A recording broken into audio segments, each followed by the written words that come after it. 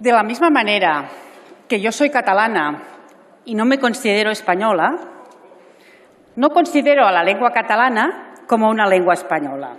¿En qué momento decidimos los catalanes que la lengua común fuera el castellano?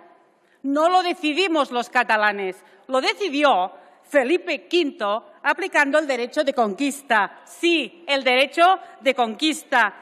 Y si explicamos eso en nuestras escuelas, resulta que adoctrinamos. ¿Acaso no adoctrinan ustedes ocultando esta realidad histórica en sus colegios? Convierten al español en el mayor enemigo de las lenguas de todo el Estado i, en particular, per l'aranès i el català, la llengua dels Països Catalans.